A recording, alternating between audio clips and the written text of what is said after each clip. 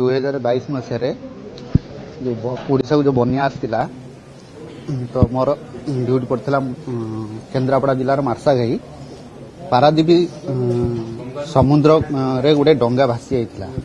ତ ସେଠି ମୁଁ 70 ଜଣ ଲୋକଙ୍କୁ ରାତିରେ ରେସ୍କ୍ୟୁ କରିଥିଲି ସୁରକ୍ଷିତ ଭାବେ। ଦେଖନ୍ତୁ ରାତିରେ ରେସ୍କ୍ୟୁ କରିବା ବହୁତ ରିସ୍କ, ତ ପାୱାର ବୋଟ୍ ନେଇକିନା ତ ଆମେ ସୁରକ୍ଷିତ ଭାବେ 70 ଜଣଙ୍କୁ ଦେଖନ୍ତୁ ଆମର ମଟୋ ହେଉଛି ୱି ସର୍ଭ ଟୁ ସେଭ୍। ତ ଆମ ପାଇଁ ପ୍ରତ୍ୟେକ ଜୀବନ ହେଉଛି ମୂଲ୍ୟବାନ। ତ ଯେତେବେଳେ ରେସ୍କ୍ୟୁ କାମ କରିବାକୁ ଯାଉ ସେତେବେଳେ ଆମେ ନିଜ କଥା ଭାବୁନି, କିନ୍ତୁ ଆମେ ସବୁବେଳେ ଚାହୁଁ ନିଜେ ସୁରକ୍ଷିତ ରହି ଯେମିତି ଲୋକଙ୍କୁ ସୁରକ୍ଷିତ ଭାବେ ସବୁବେଳେ ଚେଷ୍ଟା କରିଥାଉ ଉଦ୍ଧାର କରିବା ପାଇଁ। ଆମର ବାହାନଗା ରେଳ ଦୁର୍ଘଟଣା ବେଳେ ମୁଁ ପ୍ରଥମେ ଦେଖିଲି ଆମର ଅଗ୍ନିଶମ କର୍ମଚାରୀମାନଙ୍କର ଦକ୍ଷତା ଦେଖିଲି। ଗଲା କିଛି ବର୍ଷ ହେଲା ରାଜ୍ୟ ସରକାର ଏହି ବିଭାଗରେ ଅନେକ ଅର୍ଥ ବିନିଯୋଗ କରିଛନ୍ତି, ଯାହାଫଳରେ ଏ ବିଭାଗଟି ଅତ୍ୟନ୍ତ ସକ୍ଷମ ହୋଇଛି।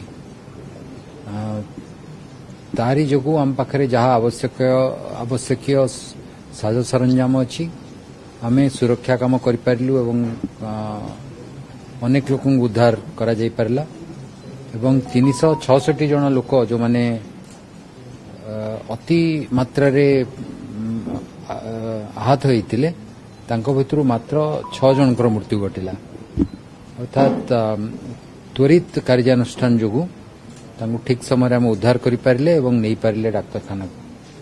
ପ୍ରତ୍ୟେକ ଦିନ ମୁଁ ଦେଖୁଛି ଅଗ୍ନିଶମ ସେବାର କର୍ମଚାରୀମାନେ ଜୀବନ ବଞ୍ଚାଉଛନ୍ତି ଏବଂ ଧୀରେ ଧୀରେ ଜନସାଧାରଣ ମଧ୍ୟ ଜାଣିବାକୁ ଲାଗିଲେଣି ଏବଂ ଦୁର୍ଘଟଣା ଯେତେବେଳେ ଘଟୁଛି ସେମାନେ ଅଗ୍ନିଶମ ସଂସ୍ଥାକୁ ଖବର ଦେଉଛନ୍ତି, କାରଣ ଆମ ପାଖରେ ପ୍ରଶିକ୍ଷିତ କର୍ମଚାରୀ ଅଛନ୍ତି, ଆବଶ୍ୟକୀୟ ସାଜ ସରଞ୍ଜାମ ଅଛି ଏବଂ ଆମ କର୍ମଚାରୀମାନେ ଉତ୍ସର୍ଗୀକୃତ ଭାବେ ଜୀବନ ବଞ୍ଚାଇବା ପାଇଁ ଉଦ୍ୟମ କରୁଛନ୍ତି।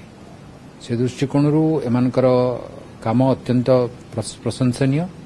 ଆଜି ଆମେ ସେମାନଙ୍କ ଭିତରୁ କିଛି ଦକ୍ଷ ଲୋକଙ୍କୁ ପଦକ ପ୍ରଦାନ କରିଛେ ଏବଂ ଆମେ ଆଶା କରିବା ଯେ ଆଗାମୀ ଦିନମାନଙ୍କରେ ମଧ୍ୟ ସେମାନେ ଭଲ କାମ କରିବେ, ବିଭାଗ ଭଲ କାମ କରିବ।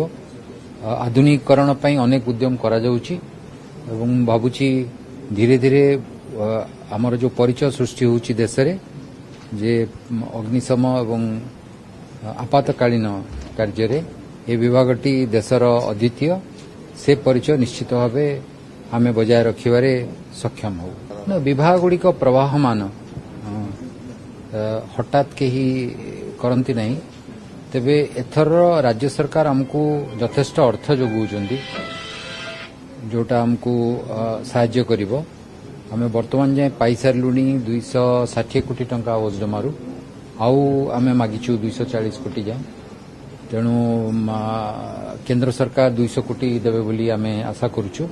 ତେଣୁ ଏଇ ଯେଉଁ 600-700 କୋଟି ଟଙ୍କା ଏ ବର୍ଷ ଆମେ ଯଦି ଖର୍ଚ୍ଚ କରିପାରିବୁ ଠିକ୍ ସମୟରେ, ତାହେଲେ ବିଭାଗ ଆଉ ଟିକେ ଆଗକୁ ଚାଲିଯାଇପାରିବ।